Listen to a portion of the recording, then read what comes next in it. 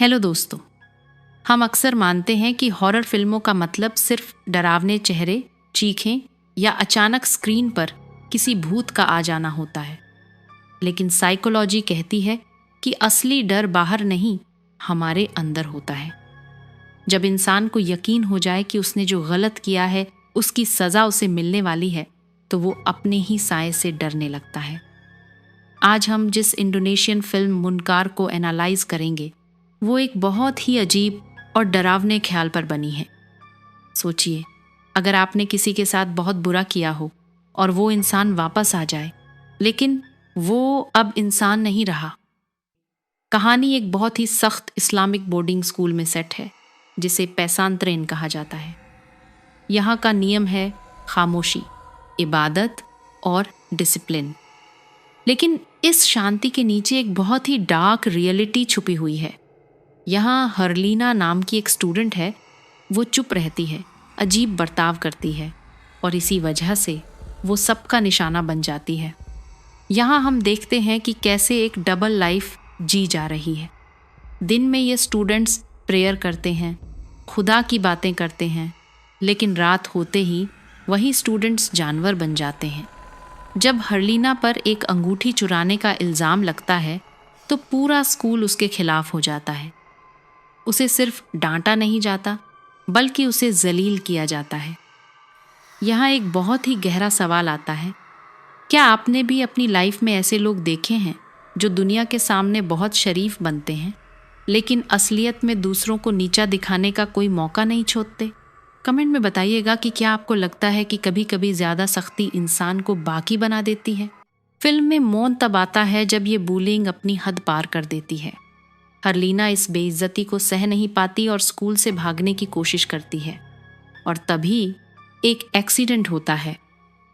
Normal कहानी में यहाँ विक्टिम की मौत हो जाती, लेकिन यहाँ कुछ और ही होता है। कुछ दिनों बाद हरलीना वापस आ जाती है। वो क्लास में बैठती है, प्रेयर में हिस्सा लेती है, खाना खाती है, लेकिन उसकी आंखों में कुछ खालीपन है। उसकी हंसी में कुछ ऐसा है जो इंसान का नहीं लगता। यह फिल्म एक बहुत ही बारीक डर पैदा करती है, जिसे हम अनकनी वैली कहते हैं। यानी वो दिख तो हरलीना जैसी रही है, पर सबको महसूस हो रहा है कि वो हरलीना नहीं है। जो लड़कियां उसे सताती थीं, अब उनकी हालत खराब होने लगती है। उन्हें लगता है कि कोई उन्हें देख रहा है। ये डर किसी भूत का नहीं है, ये उनके अपने गिल्ट का है।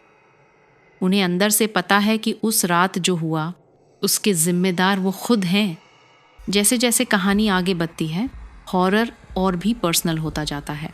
ये स्टूडेंट्स प्रेयर कर रहे होते हैं, लेकिन उनका ध्यान इबादत में नहीं, बल्कि इस डर में है कि कहीं पीछे से कोई उन्हें पकड़ न ले।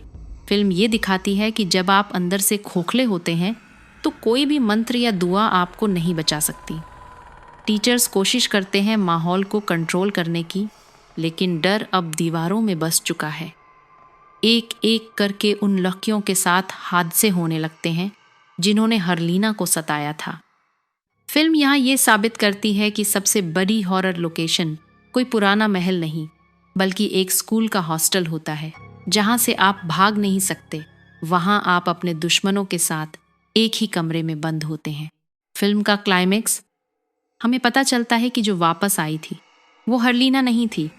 असल में एक्सीडेंट के बाद हरलीना मर चुकी थी, लेकिन उसके पेरेंट्स, जो अपनी बेटी से बेइंतहा प्यार करते थे, उन्हें इंसाफ पर भरोसा नहीं था।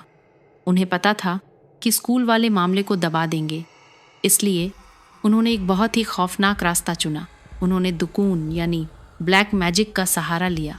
उन्होंने अपनी बेटी की शक्ल में एक सुपरनैचुरल एंटिटी या जिन को स्कूल भेजा, ताकि वो उन लड़कियों से बदला ले सके। ये ट्विस्ट पूरी कहानी को पलट देता है।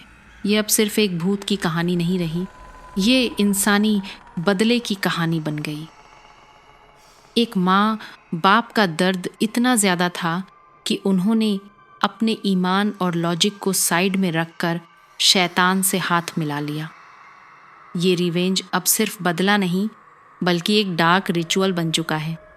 ये हमें सोचने पर मजबूर करता है कि जब इंसान का सिस्टम और कानून से भरोसा उठ जाता है, तो वो कितना ख़तरनाक हो सकता है।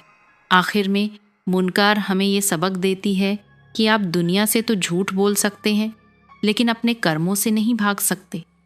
पेरेंट्स ने जो किया वो सही था या गलत, ये फैसला करना मुश्किल है, लेकिन ये तय है कि नफरत की आग में सिर्फ दुश्मन नहीं जलते, हम खुद भी जल जाते हैं। ये फिल्म एक वार्निंग है कि डिसिप्लिन के नाम पर किसी को इतना मत डराओ कि उसका डर ही खत्म हो जाए और सिर्फ रिवेंज बचे। ये स्टोरी ह्यूमन नेचर का सबसे डार्क साइड दिखाती है। अपनी राय कमेंट्स में लिखें, मैं हर कमेंट पढ़ूंगा। अगर आपको ऐसे साइकोलॉजिकल और डीप एनालिसिस पसंद है तो चैनल को सब्सक्राइब कर लीजिए ताकि हम अगली मिस्ट्री साथ में सॉल्व कर सकें।